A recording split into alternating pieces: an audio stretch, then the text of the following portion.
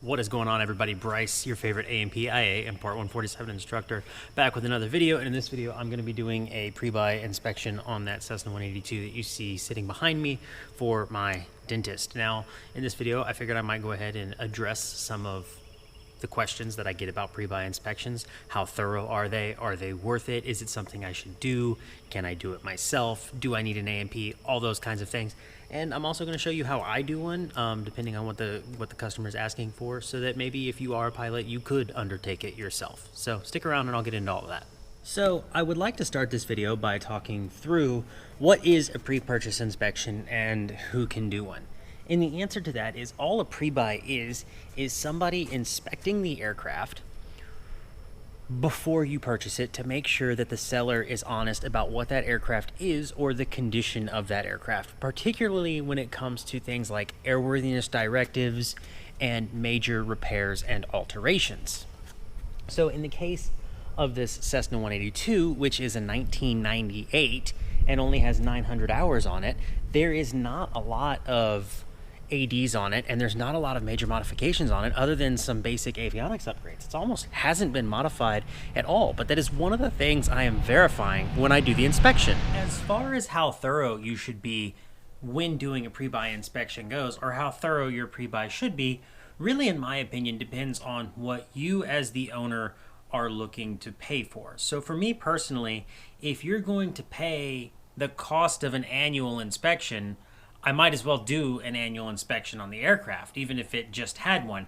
But if you only want to spend $500–600 on the pre-buy inspection, well, then we can work something out where maybe I look more heavily at the records or more heavily at the aircraft, whatever it is. But I do think there are certain things that you should look at on every pre-buy inspection, such as the engine compressions and the engine hours. Both of those things are going to play a big part in the condition of the aircraft. If the engine is really low time, for example, but has bad compressions, that could be suspect of something. If the engine is really high time and has really good compressions, that could be a sign that something is seriously wrong. And I know that sounds weird, so I'll just explain it real quick.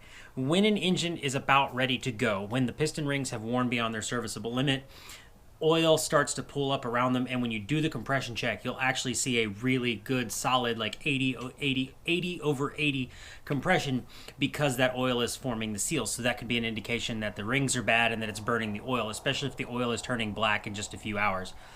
So that's one of the things you might look for on the pre-buy. But it's all going to depend on how much you're looking to get and what you're looking to get when you want your aircraft inspected. Now, if you want me to go, like I said, to the same depth of an annual of disassembling wheel bearings and swinging the gear and doing all of these kinds of involved tasks, then it's going to be a lot closer to the cost of an annual, at which point, for me, since I am an IA, it might as well just sign it off as an annual.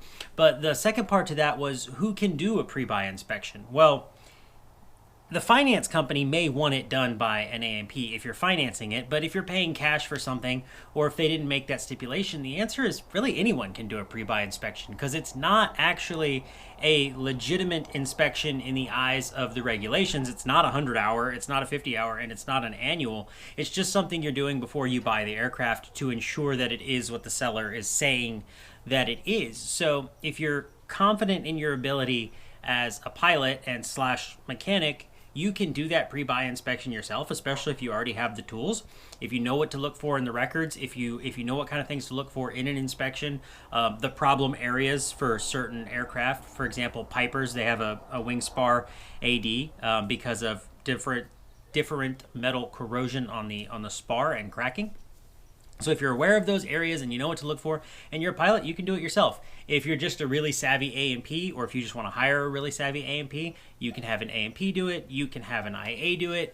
But regardless of all those things, you want somebody who is reasonably knowledgeable with that aircraft to do it, or somebody who can easily attain the knowledge for that aircraft to do it. And I say that, for example, if you're buying a Mooney, it might not be a bad idea to have the pre-buy done by the Mooney Service Center, because they work on Moonies all the time, and they're going to know exactly what to look for and go straight to it. And same thing with, a Baron or a Beechcraft Bonanza or anything like that.